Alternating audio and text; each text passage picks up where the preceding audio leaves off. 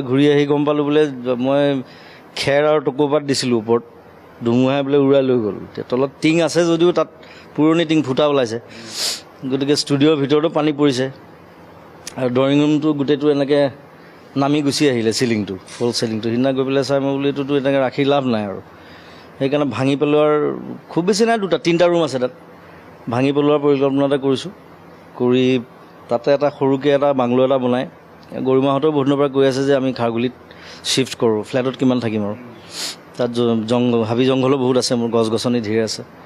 নতুনকৈ এটা জিমো ষ্টাৰ্ট কৰিলোঁ মই তাত, জিমটো খুব ভাল চলি আছিলে, এতিয়া লকডাউনৰ কাৰণে বন্ধ।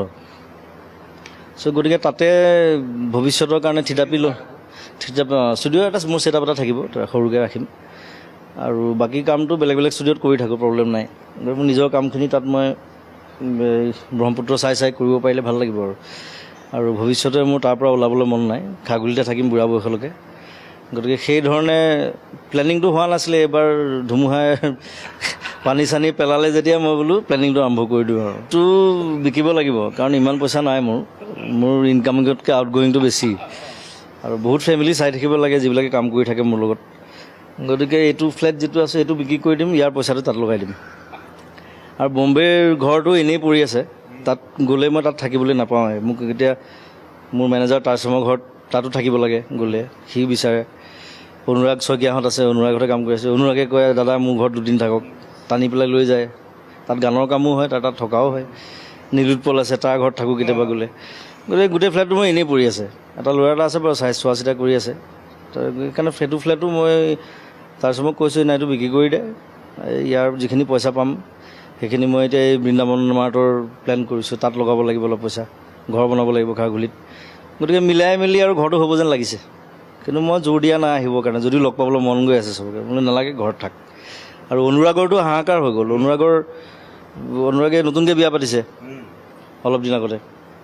এতিয়া অনুৰাগ তাৰ বন্ধু 2টামান তাহাঁতি ওলাই আহিলে ষ্টুডিঅ'লৈ তাহাঁতি কাম কৰি আছে ৰাতি। ৰাতিপুৱা গম পাইছে অনুৰাগ যিটো ফ্লেটত থাকে সেই তাত কৰোণাৰ ৰোগী ওলালে, 2জন নে 3জন, গোটেই ফ্লেট গোটেই সোপা চিল কৰি পেলালে। এতিয়া সি 15 দিন নে 16 দিন ষ্টুডিঅ'তে থাকিল। মানে প্ৰথম কথা হ'ল ছাৰ্ভাইভেল অফ দ্য ফিটেষ্ট, সেইটো ইংলিছত এটা কথা এটা আছে যে মানুহ এনেকুৱা এটা প্ৰাণী, মানে যিকোনো পৰিস্থিতিত যেনেকৈ হ'লেও মানুহ জীয়াই থাকিব পাৰিব লাগিব। সেইটো আদিম অৱস্থাৰ পৰা আছেই, এতিয়াও আছে। এতিয়া যে আমাৰ বোলে আমি টেকনিকেলি ইমান হাই-ফাই হৈছোঁ, ফ্লাইট হৈছে, ঘৰ হৈছে, গাড়ী হৈছে, হেৰি হৈছে, কাৰখানা হৈছে, মিল হৈছে চবফালৰ, কিন্তু তথাপিও আমাৰ ছাৰ্ভাইভেলৰ সেই কষ্টটো কিন্তু এতিয়াও চবৰে আছে, কিন্তু একেধৰণেই আছে।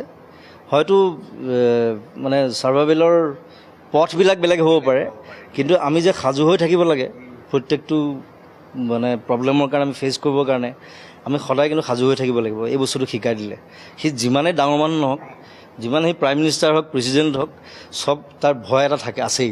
এইটো ছ'চিয়েলিষ্ট হ'বলৈ শিকাইছে এতিয়া। মই যিটো কথা কৈ থাকোঁ সদায়, ছ'চিয়েলিষ্ট হ। মই ফেন ক্লাবৰ চব ল'ৰা ছোৱালীক কওঁ, মই বোলো এইবোৰ ধৰ্ম চৰ্মবোৰ বাদ দে, এইবোৰ ভগৱান চগৱান বাদ দে, ছ'চিয়েলিষ্ট হ। নিজে কাম কৰ, লোকৰ কাৰণে কাম কৰ, তই নিজে ভালে থাক, লোককো ভালে থাকিবলৈ শিকা। সেই বস্তুটো শিকাই দিলে।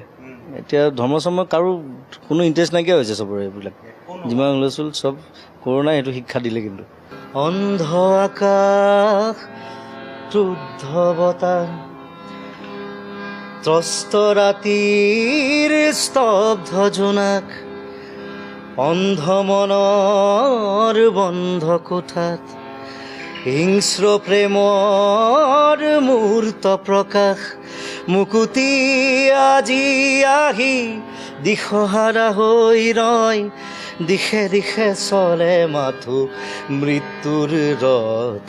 মৃত্যু এতিয়া সহজ, মৃত্যু এতিয়া উৎসৱ, মৃত্যু যদি শিল্প হয়, মৃত্যু কিদৰে সুলভ। মৃত্যু